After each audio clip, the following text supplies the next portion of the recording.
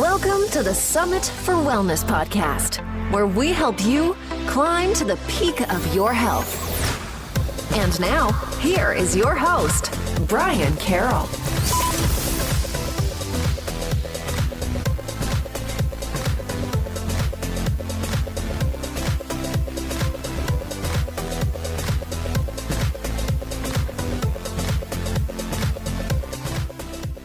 Hello, and welcome to episode 58 of the Summit for Wellness podcast. I'm your host, Brian Carroll, and today we are going to be working on fixing your fatigue, and not just the fatigue that you may feel from a lack of sleep for a couple of nights. This is for those who have suffered from chronic fatigue, that have a hard time getting out of bed, and don't know what the heck is going on with their health. So I brought on Dr. Evan Hirsch, who focuses on chronic fatigue in his practice. And he actually went through a lot of these fatigue issues himself, and it took a long time to figure out what the heck was going on.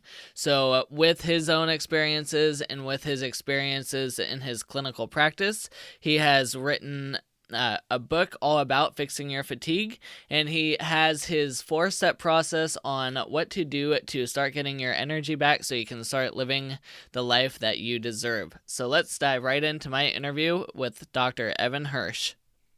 Dr. Evan Hirsch is the best-selling author of Fix Your Fatigue, the 4-step process to resolving chronic fatigue, achieving abundant energy, and reclaiming your life, and one of the nation's leaders on finding the root causes of chronic fatigue and resolving them. He has helped thousands of people resolve their chronic fatigue and is on a mission to help 1 million more through his Facebook group, videos, online courses, books, consultations, and training other providers. Thank you, Dr. Evan, for coming onto the show. Thanks so much for having me on, Brian. Of course. Before we get too deep into the weeds here about chronic fatigue, can you tell us a little bit about your background and what got you interested in fatigue in the first place? Absolutely. So when I was in college, I knew that I wanted to help people. I was good at science. I decided I was going to go to medical school, and I didn't know anything except for the allopathic model, going for an MD. I didn't know any naturopaths or chiropractors or nutritionists growing up in New Jersey where I did. And so I go to medical school, I'm going to residency in family medicine, and I meet my wife in Olympia, Washington, where I did my residency a couple months in, and, fell in love and just had a wonderful time. And then 6 months later, she was crashed out with fatigue, and here I am, in this learning establishment, and nobody can help her. Nobody can help me help her, and there's not a lot of information out there. Functional medicine was just starting to come out. This is 2004, 2005, and I felt completely powerless. Here I am in this profession, and I can't help the person that I love the most. And it was heartbreaking, and it took her 3 years to get over it. And then once she got over it, a couple years later, I got it, and I got chronic fatigue for 5 years. And through my exploration, through working with thousands of clients and patients, through all of the investigations and the trainings that I did, I was finally able, I kept getting better and better at helping people, finding more and more of the causes and making sure that, what I learned was as long as I was addressing all of the causes, that I was able to have success, and I was able to give people their lives back and allow them to achieve the best energy of their lives. So that's my story. So by working with your wife and working on your own issues, did you figure that the chronic fatigue was coming through the same methods, or was it completely different? It wasn't completely different, but definitely different. I tell people that everybody has multiple causes of fatigue, and everybody has different causes of fatigue. And for her, and some of the stuff that she did in order to resolve her fatigue were more emotionally based. So she had been a meditator for many years, had a wonderful diet, had been gluten-free for 20 years. And she was, she started doing more intense emotional work, which made a huge difference for her. She got into the sauna every day. She was supporting her adrenals, and that's it. And it took her about 3 years. And for me, I pretty much had them all. I had mercury from eating tuna fish excessively growing up and having mercury fillings. I had mold from living in a moldy environment during medical school. I had chemical toxicity from plastics that I had, plastic bottles that I had utilized, as well as from when I was in gross anatomy lab in medical school, formaldehyde poisoning, which I didn't know about. And then multiple infections, Epstein Barr virus and Bartonella. So it was that whole combination. And then I also had thyroid and adrenal issues as a consequence of all of those things. And it was that combination that gave me my fatigue. So I'm sure a lot of people are wondering, what is the difference between chronic fatigue and the fatigue that people feel on a normal daily basis just from the daily grind of busy lifestyles? It's a great question. And so the difference really is relief with rest. So fatigue is not fatigue if you can relieve it with rest. So if you're up late partying or you've had, a stressful week, and then you go and you sleep for 12 hours a day for 5 days and you recover and you're good to go, that is not fatigue. But fatigue is when you get appropriate rest and you're still tired. And then the chronic fatigue is, depending on the definition you look at, is generally when it lasts for longer than 6 months. However, I tell people, I say, if it's not resolving, if your energy is not coming back when you're giving yourself the appropriate amount of rest, then you need to start remediating appropriately so that you can get back on track as soon as possible. And you had mentioned Epstein Barr and Bartonella. Are those the same thing? And what are those exactly? So Epstein Barr is a virus that causes mononucleosis. Generally they call it the kissing disease. Generally happens around the teenage years. But then it can, even if somebody has never had mono, this virus likes to damage mitochondria, which is the energy center of every cell in our body, provides about 70% of our energy. And so it can damage our energy, cause stress on the body, get into our nervous system. And so that's the Epstein Barr. So it's a virus.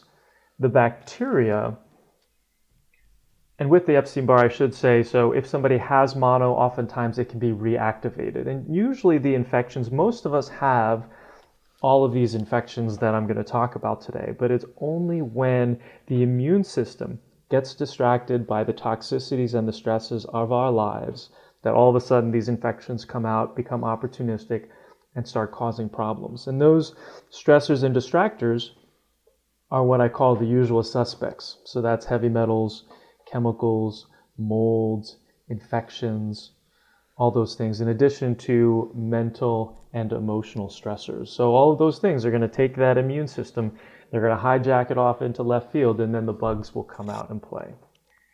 So that's Epstein Barr. And then Bartonella is a bacteria that causes a conglomeration of symptoms that most of the time people don't understand that they have it. Bartonella acutely, so if you get this, oftentimes you can get it from, it's called cat scratch fever initially, where people will get a big lump in the form of a lymph node that's gotten enlarged underneath their armpit. They've got a cat scratch, they're going to get a fever.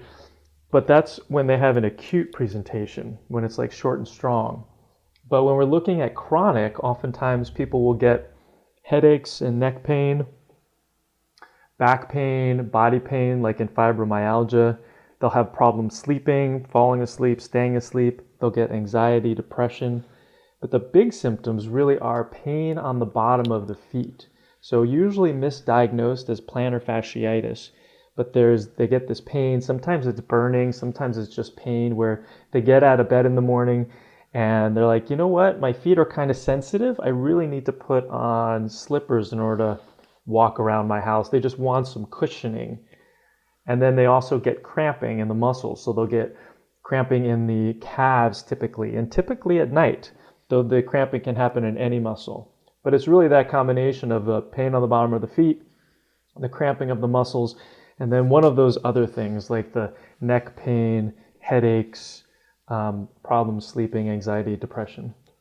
So it sounds like there can be a lot of different causes for chronic fatigue. It could be a virus, it could be a bacteria. You even mentioned adrenals or emotional problems as well that could lead to it.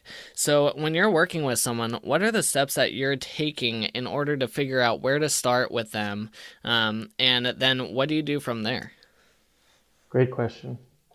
So in my book, I talk about this 4-step process. And the first step is assessing, and that really is the most important step.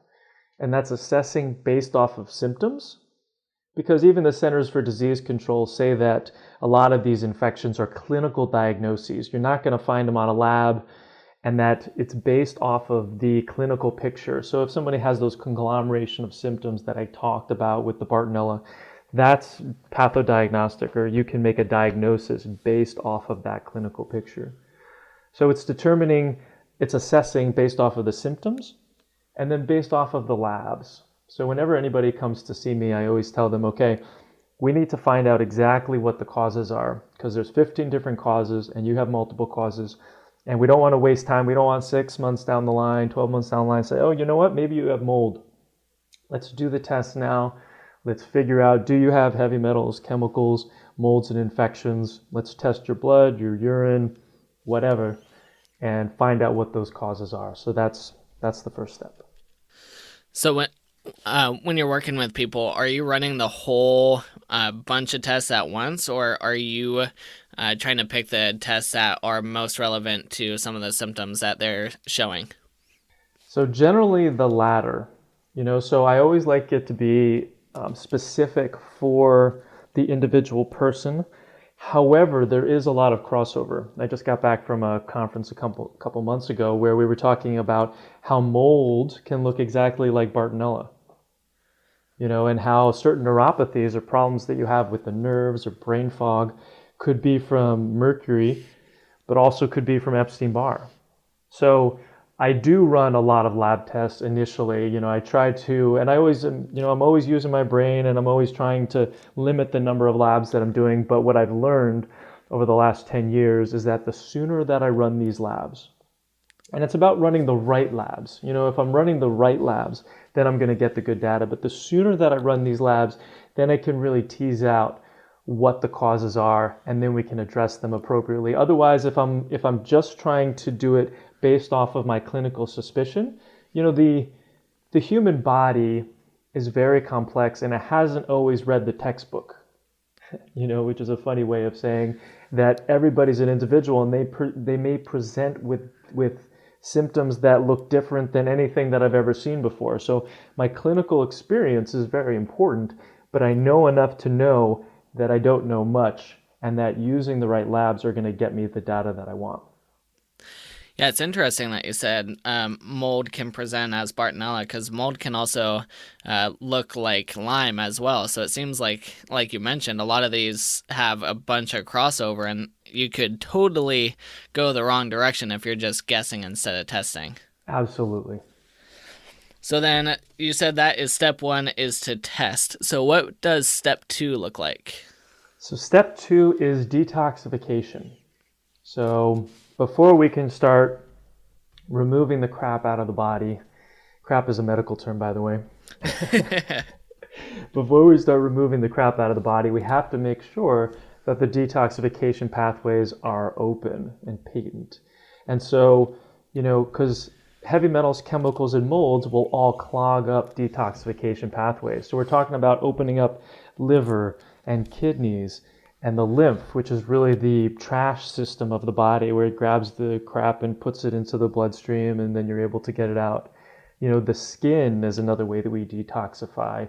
Stool, breath, these are all the ways that we try to get the stuff out of our bodies that we need to get out. So opening up those pathways. And even though I'm a medical doctor, about 95% of everything that I do is natural based. So we're talking about food. We're talking about herbs. I love herbal complexes that are just really smart and work on a number of different layers. So that's the direction that I'll go next, to start opening up those pathways so that we can have the most success when we start removing the crap and getting more aggressive. Since you are a medical doctor and you're using herbs, do you get patients that look at you and think you're crazy because you are using herbs? Because I know a lot of people don't believe in the power of herbs. Not really. I mean, the people, I mean, they used to, but, the people who come to me because they know that I can help them and that, this is my niche and I'm the chronic fatigue guy, I wrote the book and all that sort of stuff. So there's a lot more trust around that. But yes, I mean, when I talk to my colleagues and, at different conferences and whatnot, there is a skepticism, but I've seen it time and time again. I tell people, I say, one drop of this herb is incredibly potent. And sometimes they don't believe me and they go off and they'll take whatever they feel like they want to take. And then I get a message back saying, hey, I took this much and I feel a lot worse. And it's because herbs can be really potent. They have to be done the right way. There are herbs that are not as potent, but the ones that I like to use, I really love the Byron White formulas, but they are very potent. They're so potent to the point that oftentimes I don't even give them orally. I'll give them topically. I'll say rub one drop into your hand. So we're getting about the absorption of about 25 to 50% of that drop because it's so potent. Yeah, I've used their fungal formula, and it says straight on the bottle, use 1 drop per day or something like that. And I ended up thinking it was a different dropper, and I took a full dropper, and I felt terrible for like a week. It was not good. Totally. Yeah, I think it actually says on there like 1 drop a week unless otherwise directed. Yeah. So don't do what I did. Well, it's a good lesson because they are so potent. Right, and it does show you the power of herbs, even though there are a lot of skeptics out there. Even a lot of the pharmaceutical agents that are out there come from constituents found from herbs, and that's where they originally were found from. So absolutely. Okay, so step 1, test. Step 2 is detox. What is step 3? So step 3 is replace. And so this is, in order to get people, and I can usually do this at the first visit, but in order to get people strong, feeling better right away, allowing everything to work better, it's starting to replace deficiencies. And so that's deficiencies in hormones. So we're talking about adrenals, thyroid, sex hormones, deficiencies in thyroid. It's deficiencies in water, so increasing the amount of water that people are consuming.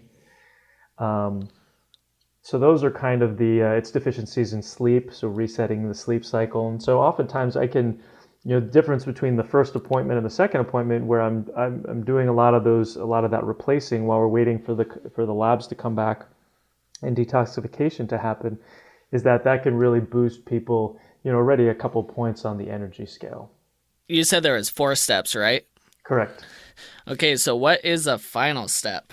So the final step is removing the crap. And so that's removing heavy metals, chemicals, molds, infections, allergies or food toxicities, which we can talk about in a little bit, negative emotions and emotional trauma, electromagnetic frequencies, hidden dental infections, parasites. So there's a number of things that are part of the excesses or the toxicities that need to be removed out of the body. So if we go through all these different steps, obviously every single person is different, so it can take quite some time to work through each step. But on average, how long does it take to get through all 4 steps? So depending on the number of causes that somebody has, it can take anywhere between a year and 3 years. But, my goal is always to get people better as fast as possible and as safely as possible. So I really like to use strong things. But generally, as I keep getting better as a practitioner, that window keeps shrinking so that it really is getting closer to down to a year. And I have people see me every 4 to 6 weeks for the first year.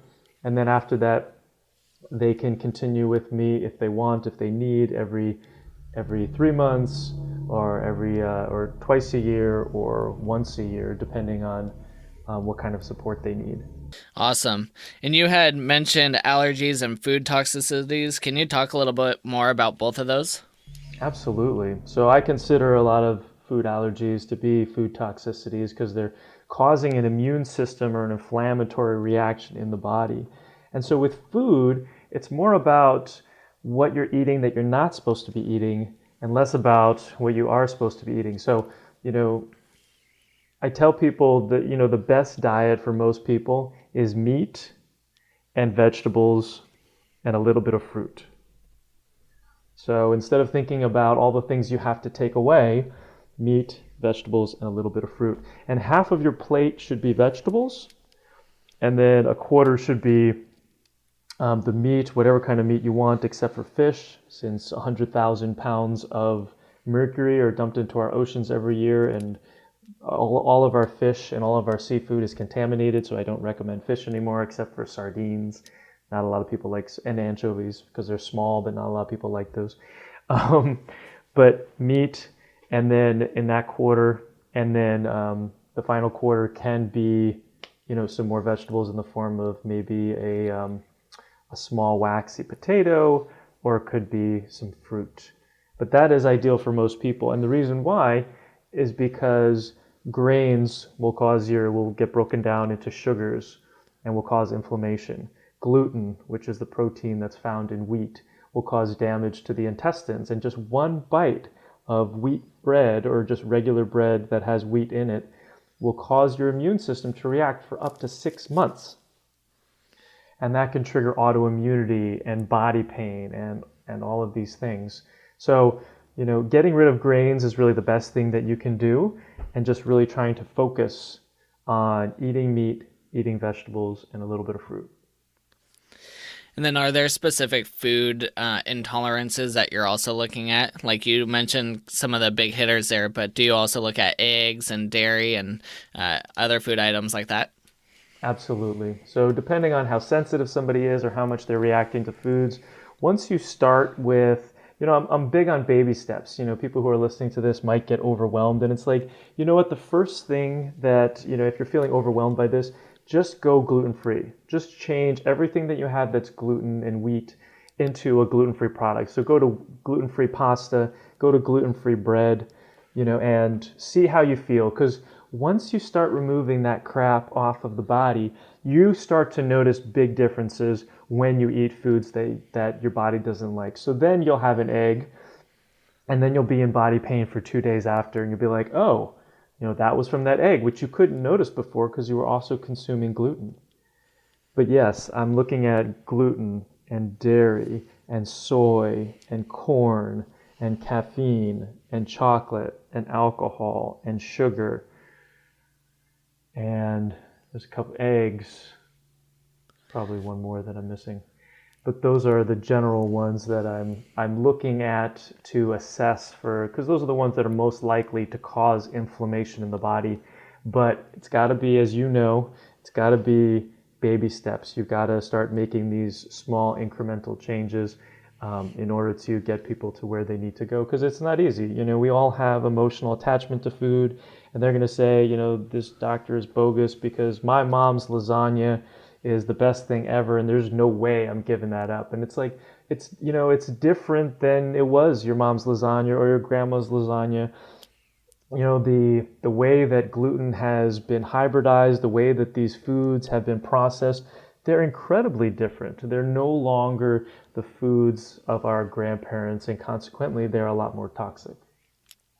Yeah, and we just released a couple weeks ago a podcast episode about the whole food process and different pesticides that are used within the foods, and how a lot of the research is coming out now that even though previously they said that glyphosate wasn't in the food anymore once it got to your table, it's showing that, actually it still is in the food.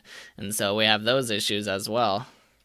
Absolutely, and glyphosate toxicity is becoming a huge problem and very quickly becoming a major cause of type 2 diabetes. So we're getting all these skinny people with type 2 diabetes, and a lot of it is because they've been eating non-organic food that has these pesticides and the Roundup on them, or they're spraying outside their homes or whatever, and it's causing toxicity to the pancreas and messing with their ability to regulate their sugars. So with that, what are some strategies that people can use to reduce environmental impact like the Roundup, or to even reduce stress in their life and improve their daily lives to help with chronic fatigue? So, yep, some quick tips that you guys can get started on right away are, looking at the load that you have in your life in terms of the toxicities. Trying to be as organic as possible, for as many foods as possible. The Environmental Working Group comes out with this list every year: the Dirty Dozen and the Clean 15. And the Dirty Dozen are those foods that have a lot of pesticides on them that you really want to buy organic. The Clean 15 are those that, if you can't afford to get 100% organic, those you don't necessarily have to buy organic because they're relatively quote unquote clean and they don't have a lot of pesticides on them. So there are ways for you to decrease the toxicity that's coming into your life and into the lives of your family and your children. It's looking at the products that are that you're using to clean, bleaches and fragrances. It's looking at your colognes. Anything that has a fragrance can be toxic, can increase the burden on your liver, on your body, cause your immune system to start reacting. The Environmental Working Group also has a great site called Skin Deep. That's SKIND as in dog, EEP, and it's ewg.org/skin deep. And you can go on there and you can search for the products that you have, the cosmetic products that you have, and it'll tell you how toxic it is. And so then you can choose a better brand that will be healthier. So, removing those out of your life, making sure that you've got a good air filter, in your home. The best air filter that I have found is iqair.com. That's I as in I, Q as in quotient, air.com. It is the absolute best for getting mold and mycotoxins. So if you're worried at all about mold in your home, if you see mold, mold is such a huge problem for so many of my clients. It has to get remediated. But getting an IQ air filter, putting it on level 3 to 6, it goes from 1 to 6, and getting it on the higher levels will really clean up your environment, and you'll notice a huge difference in the amount that you're breathing. So clean air, clean food, clean water, getting a water filter. The one that I recommend is called Aquasana. That's AQUASANA.com. And you can either get just one that's over the sink, or you can get a whole house water filter like I do at my home. And, I've had friends who will stay over with us and they say, the difference here, they're like, I don't know what it is, but I take a shower or a bath here and I just love it. It's just so good.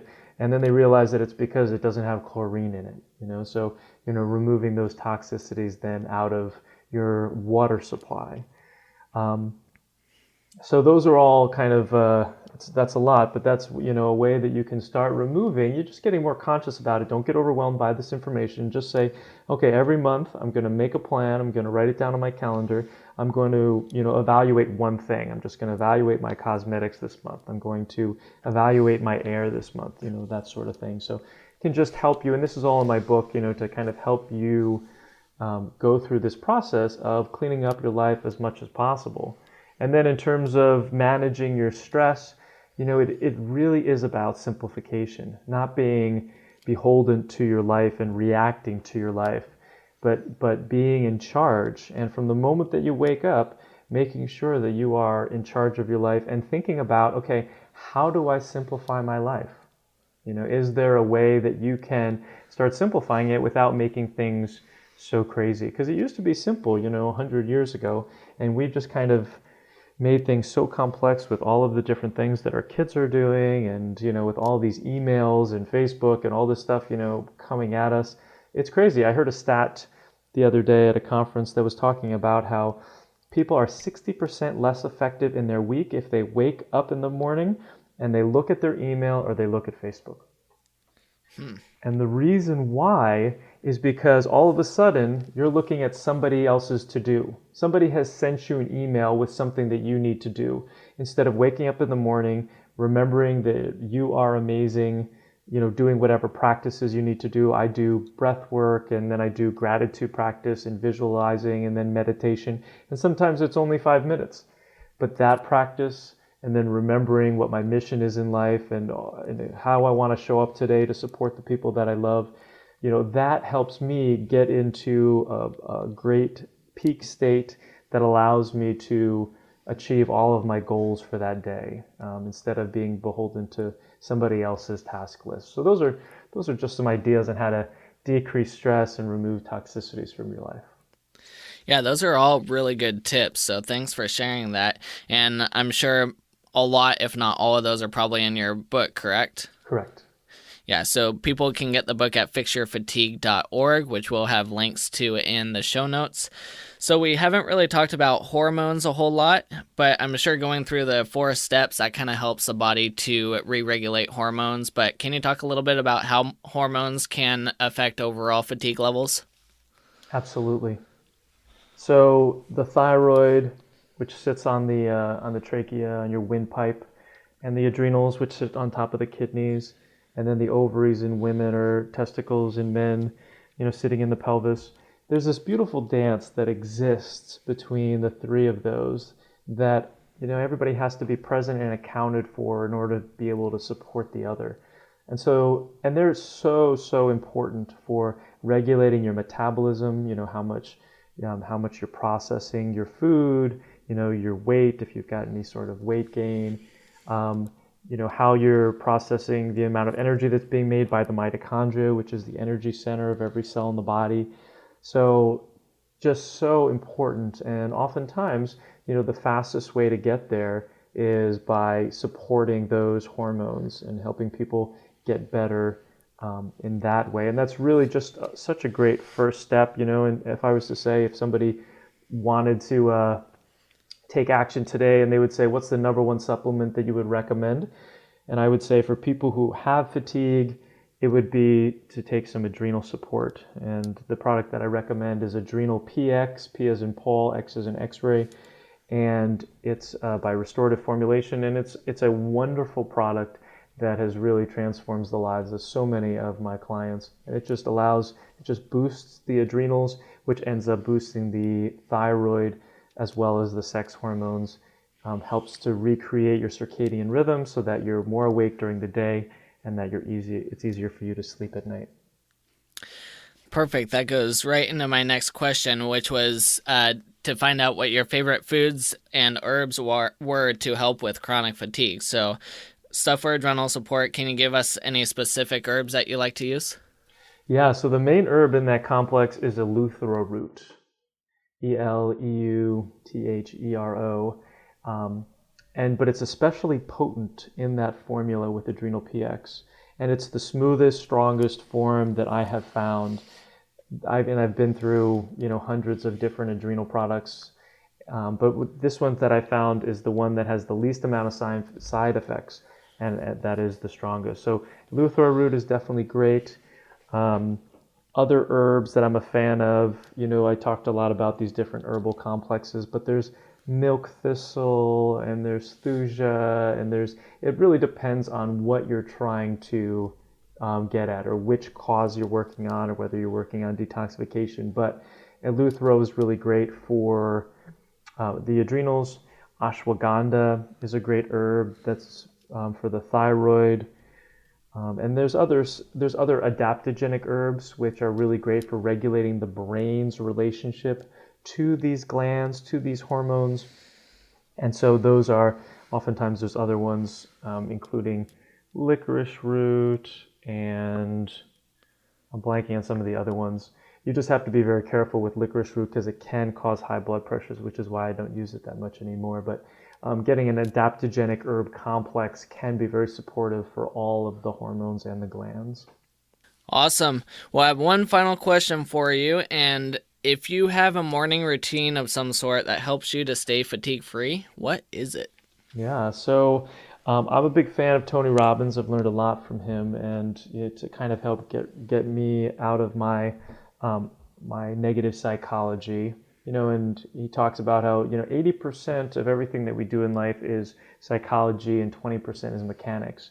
And if you want to live an extraordinary life, you have to have an extraordinary psychology. And in order to be able to do that, you have to get yourself into state. You have to get yourself into a peak state where that's where your decisions come from, where everything is possible. And so a lot of that has to do with moving your body. Our emotions really come from motion. And so we have to move our bodies. And so, and we have to really see how we want our future to be. So I start off in the morning and I start off with some breath work, which is kind of like bringing breath very quickly in and out of my nose and mouth. And then I move on to having a gratitude practice. The research shows that just 3 things every day, if you're grateful for 3 things, it makes a huge difference in how you feel about your life. And then I go into visualizing. So I visualize as if these things have already happened. So I give gratitude for this project being completed, this business deal being completed, or, this achieving this thing, or whatever is on my mind, for the next couple months or the next year or the next 5 years, living on a beach, or something like that, whatever you want to visualize. And then from there, it's getting up and it's doing jumping jacks and burpees and stuff like that. And I don't do them for very long, and I'm still kind of stretching out because I'm kind of sore and whatnot. But that's, starting every day with some sort of practice that reminds you about, what's most important in your life, as well as what you really want to achieve in your life, I think makes a world of difference. Awesome. Do you have any final words that you want to say about chronic fatigue before we wrap up here?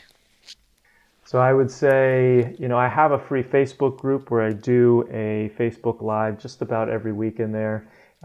It's Fix Your Fatigue with Dr. Evan. You can also get there from my website at fixyourfatigue.org, and it is free, as well as a download like Brian talked about. You can get a free download of my book as a PDF on my website, so you can read my whole book right there. Or if you want to get it on Amazon because it's easier to read a paperback or a Kindle version, you're welcome to do that too. But I'm really on this mission to help 1 million people resolve their chronic fatigue, and so I really appreciate you guys listening. And remember, if you do one thing, just go gluten-free and see how it makes you feel.